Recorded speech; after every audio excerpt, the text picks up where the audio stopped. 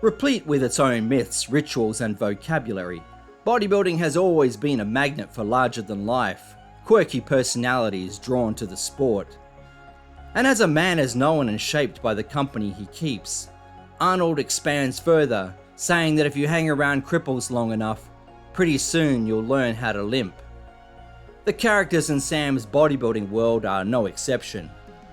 They're exaggerated, absurd caricatures and composites of the real-life individuals Fussell encounters along his journey, yet they also serve as both a mirror and magnified projection of the different aspects of Fussell's own personality and evolving identity. We meet the huggies-wearing Vinny, Sam's first training partner, who believes that personal hygiene such as washing his clothes can be ignored because it has nothing to do with the gym. There's the homeless father-son team, Macon and Lamar, who live in their camper van parked outside the gym. The gym's owner, Raul, obsesses over ways to monetize his past competitive bodybuilding glory days. Despite being in peak physical condition, Fussell remains celibate throughout his 4-year journey in bodybuilding. Instead, he finds solace in the sport, shunning any desire for sexual relationships. A single romantic encounter with the muscular and hirsute character dubbed G-Spot fizzles well before orgasm. Describing in her own baritone voice, "I've reversed the course of nature," is both a mirror held to Sam's own quest to do the same. Muscle isolation didn't permit dating, Fussell writes. To date meant to admit frailty, to acknowledge the fact that I was less than complete. None of us bodybuilders had meaningful relationships with anything other than iron. The connection between Fussell's feelings of inadequacy and his father's overpowering influence cannot be ignored. Throughout the book, Fussell provides glimpses of his struggle to fit in with his family. His father, Paul Fussell, was a renowned literary academic, a World War I hero wounded in action while serving with the 103rd Infantry in Alsace, and the author of the acclaimed work, The Great War and Modern Memory.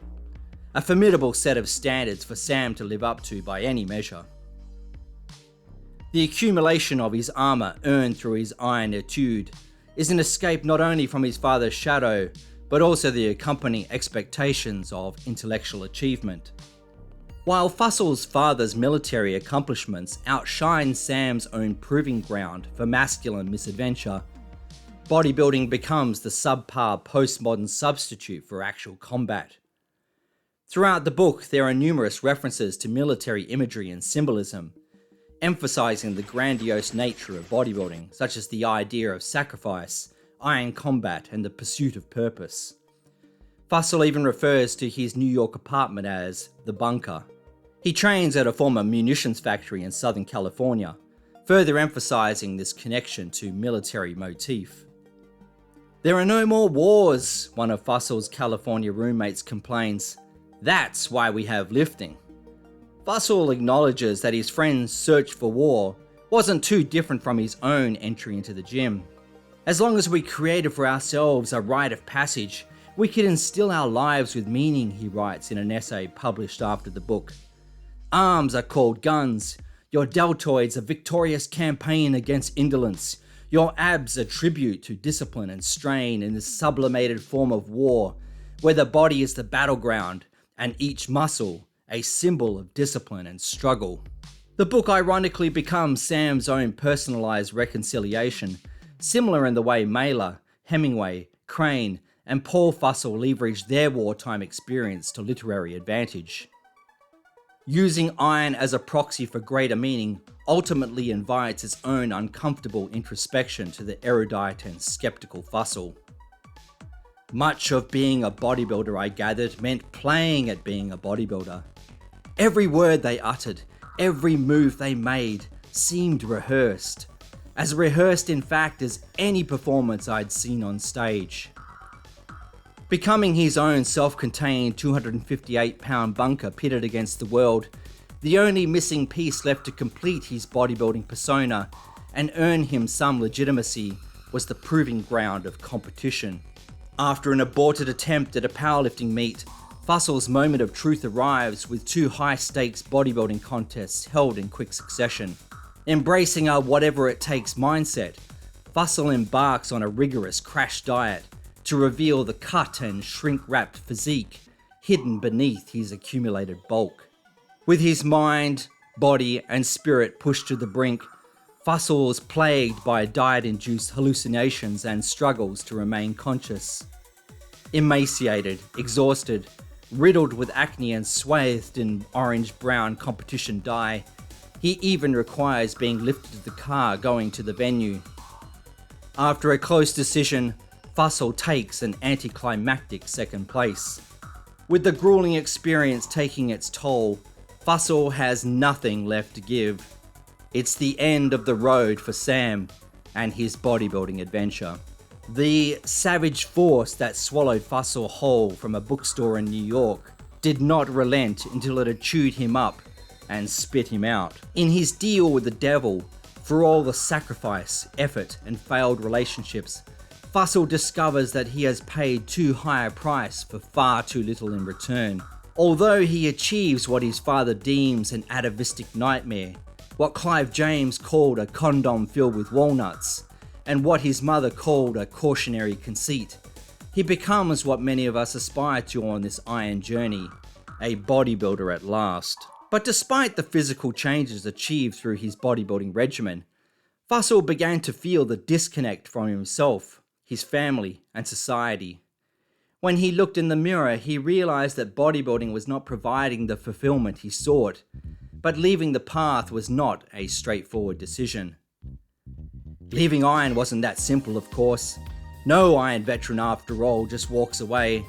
Without the buttresses and corbels, the brackets and bolstering devices of muscles, bodybuilders feel they collapse quicker than a house of cards.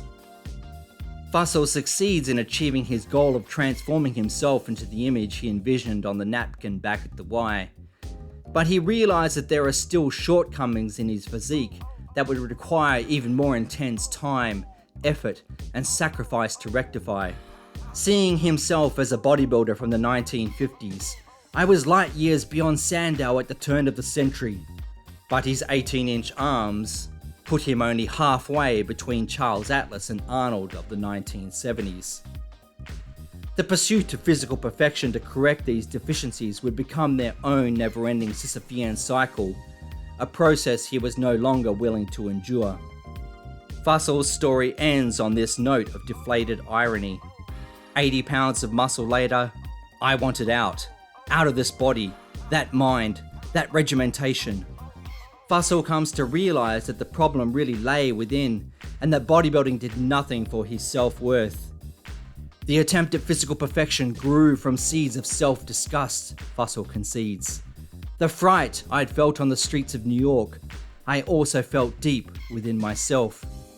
Behind that huge frame and those muscular sets, I felt shut up in a kind of claustrophobic panic, not flexing, but drowning.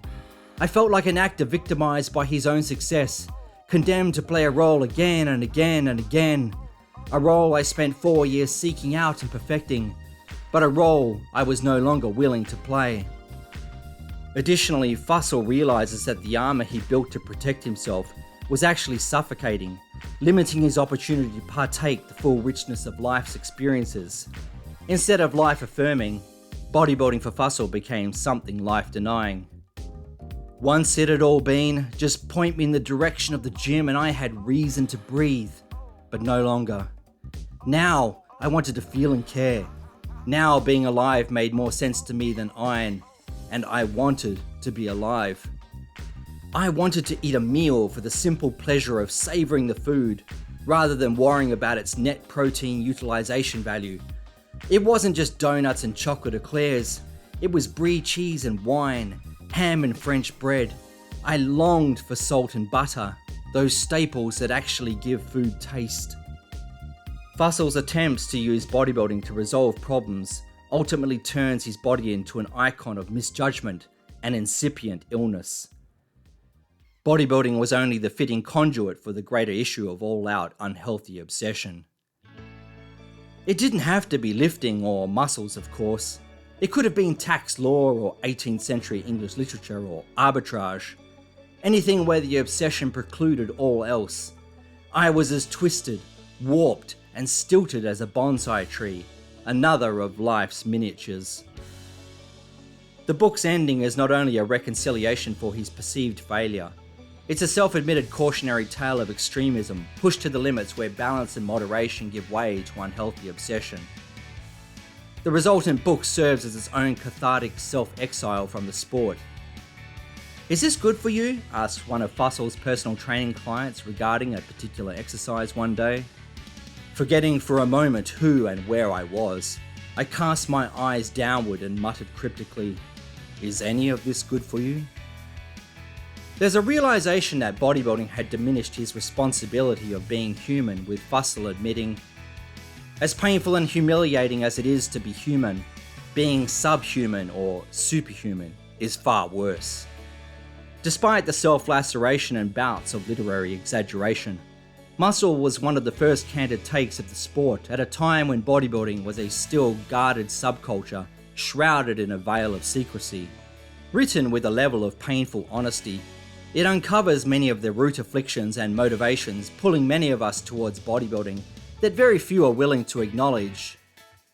The deep-seated desire for respect, confidence, validation, and most notably, the often large gaping void of absent self-love we try fixing with the iron. For any skinny kid who ever picked up a weight, it's safe to say that the underlying motivation for many was the same as countless others before them: a desire to find or fix what they perceive to be a missing piece in their lives. While the prospect of being more attractive may be a motivator, it ultimately boils down to the same thing: validation. And as we all know, just as money can't buy happiness, bulging muscles won't either.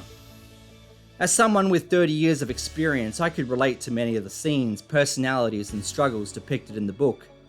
It even prompts a philosophical reflection into the significance of passion in our lives.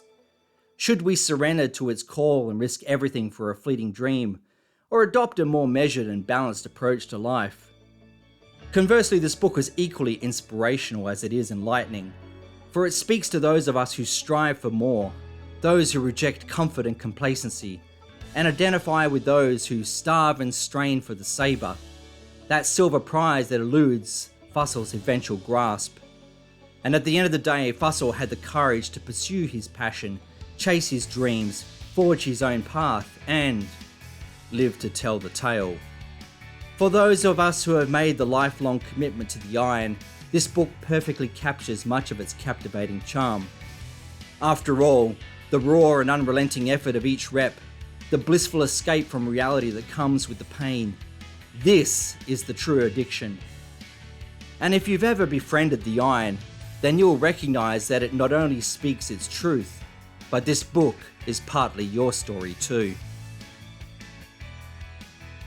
Thanks for watching part 2 of my analysis of Muscle: Confessions of an Unlikely Bodybuilder. I'd love to hear your thoughts on the book, this video, or suggestions of other books you'd like me to delve into. Please like and subscribe to stay updated for future bodybuilding related news, truths, and reviews. Thanks again.